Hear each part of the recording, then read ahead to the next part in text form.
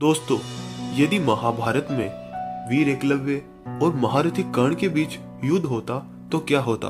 दोनों योद्धा महान धनुर्धर थे, लेकिन हम लोग महारथी कर्ण के बारे में बहुत कुछ जानते हैं। पहले बात करते हैं वीर एकलव्य की। दोस्तों, अगर आप चैनल पर नए हैं तो प्लीज चैनल को पहले सब्सक्राइब कर ले और बेल आइकन को ऑन कर। कहा जाता है एकलव्य हिरण्यधनु नामक निषाद का पुत्र था। उसके पिता सरंगवे राज्य के राजा थे। उनकी मृत्यु के बाद एकलव्य ही वहां के राजा बने थे।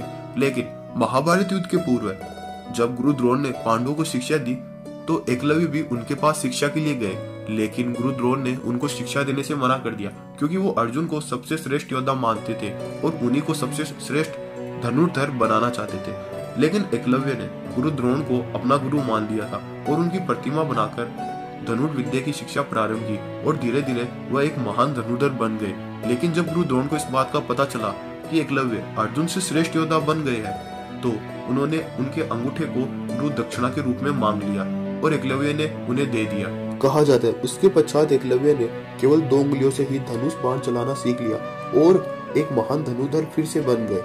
लेकिन दोस्तों, एक प्रचलित कथा के अनुसार कहा जाता है एकलव्य का वध श्री कृष्ण के हाथों हुआ।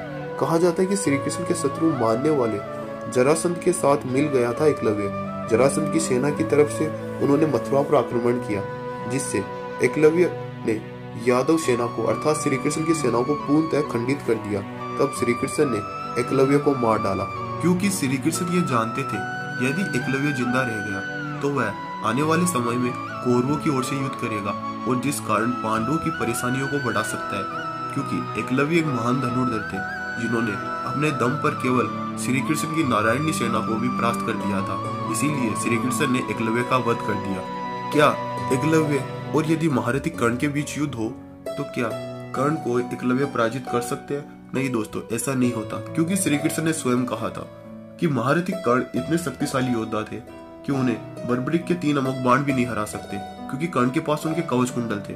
कर्ण को मारने के लिए श्री कृष्ण ने स्वयं अर्जुन से भी कहा था कि मेरी माया और तुम्हारे पिता के छल से ही अर्जुन तुम आज कर्ण का वध कर पाए हो, क्योंकि कर्ण के कवच कुंडल कोई साधारण शक्ति नहीं थी, वह एक अमृत था कर्ण के लिए, जिसे मारने के लिए उनके कवच कुंडल उनसे दूर करने आवश्यक हो गए।